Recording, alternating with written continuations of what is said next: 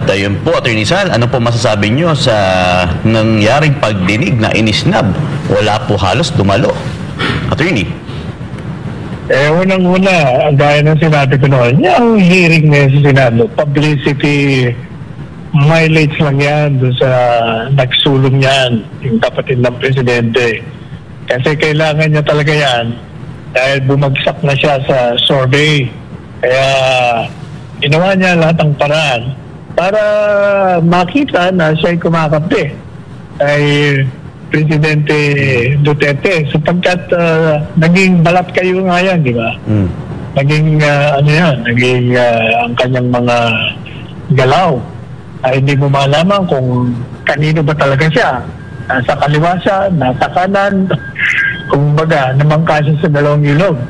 Kaya nagkaroon talaga siya ng problema. So, gumawa siya ng paraan upang ito ay magkaroon siya ng sabihin mong pwedeng magamit niya at sasabihin niya, hindi, ito niyo, nag-investigate pa ako diyan sa pag-aaresto niyan. Pero gaya ng sinabi ko, wala namang bago sa ginawa ng mga ginawa nitong mga illegality ng tawag nito, ng mga opisyalis. Sapagkat kitang-kita naman talaga ang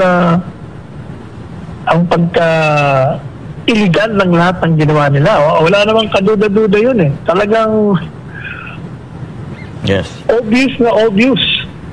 Madalit sabi, there is nothing more that we need to know because everybody, the whole world, watch on television, on videos, yung ginawa ng illegality ng pamahalaan.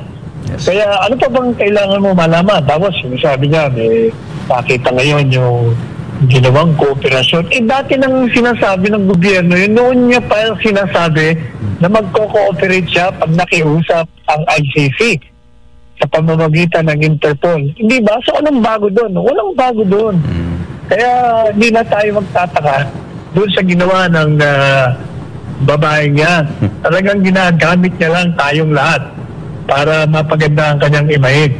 At yun naman sinasabi ng mga palasyo na hindi pwedeng umattend dahil executive privilege di mo, hindi rin totoo yun. Sapagkat kung totoo yun, from the very start, tumanggi na sila na pumunta. Para pareho puro nga balat kayo pala ang buhay sa mundo. Lahat sila, puro sila balat kayo. Ay hindi naman may kakailangan sa ating lahat yan We know that for a fact.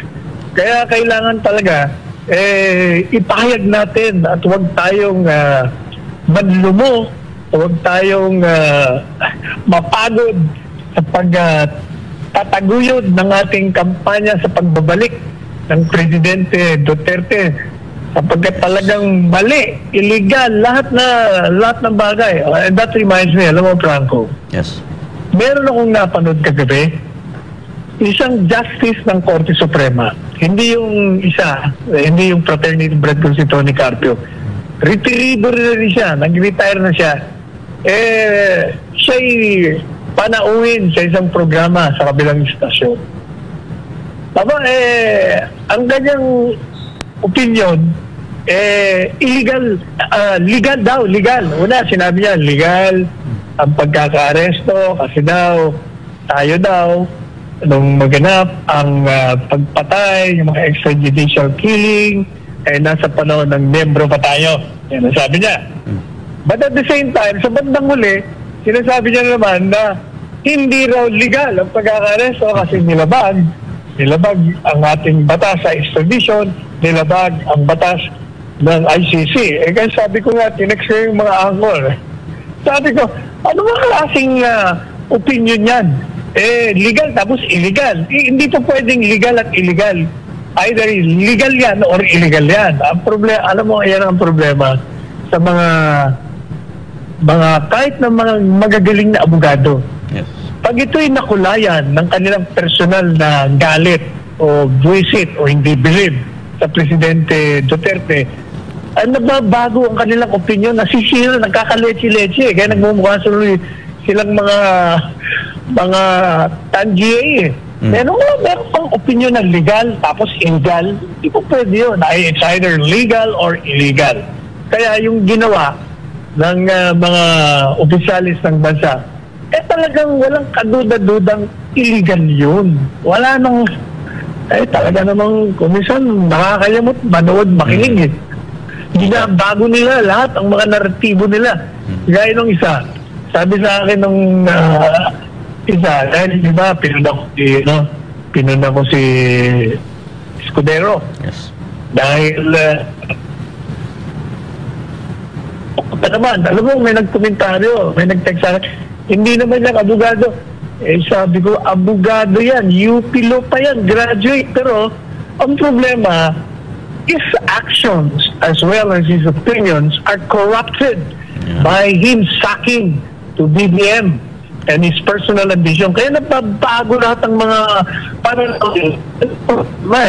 hindi yung kanilang pinag-aralan sa College of Law, hindi nila ginagamit at ang nangingibabaw yung kanilang ambisyon. Yun ang katotohanan dyan.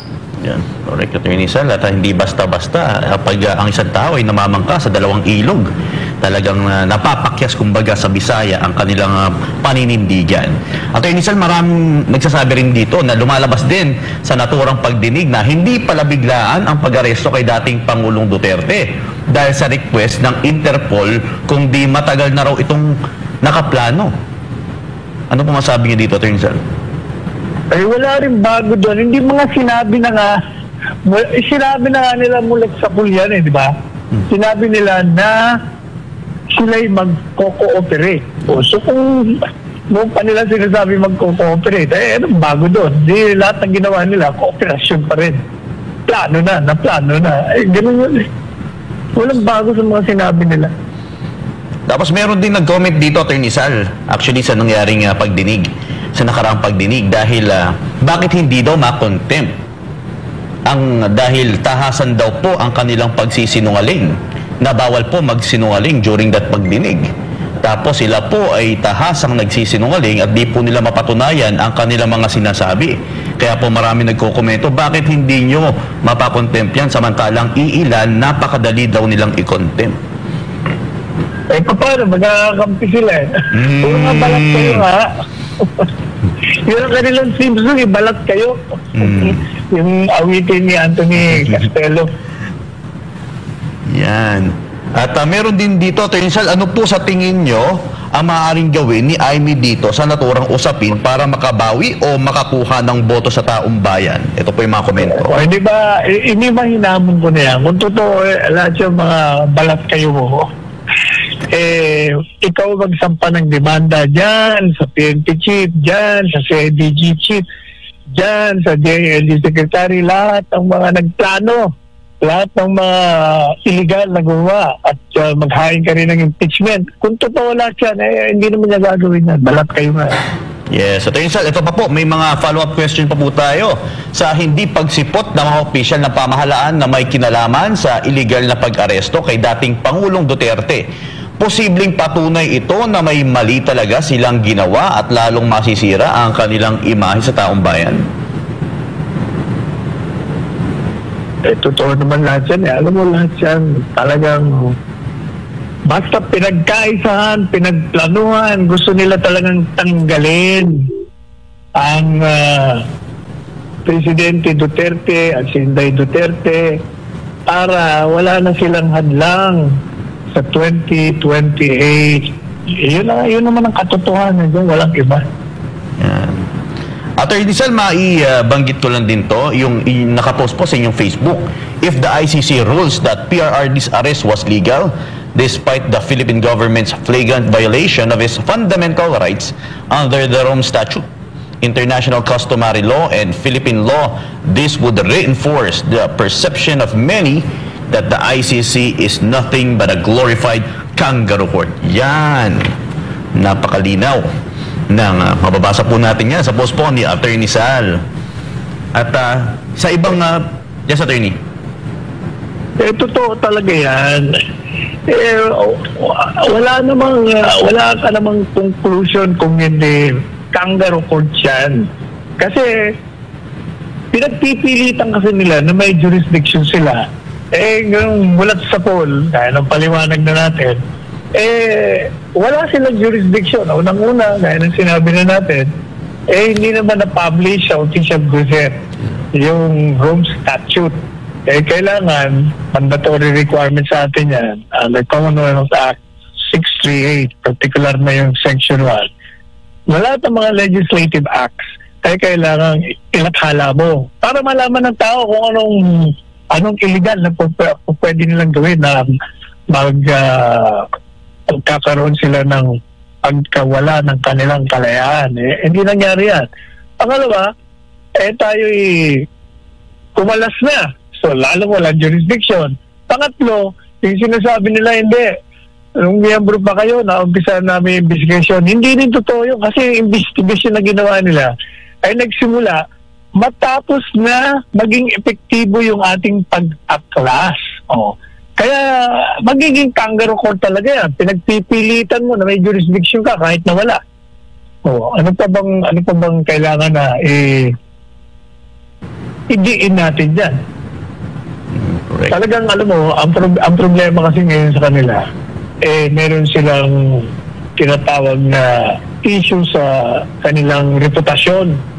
Dahil ang ginagawa nga nila, nagiging politika, yung kanilang paglilitis. Kaya gusto nila ipakita na okay pa sila. Kaya hindi nila tinakanta na yung paglitis kay Presidente Duterte. Kumbaga, sila ay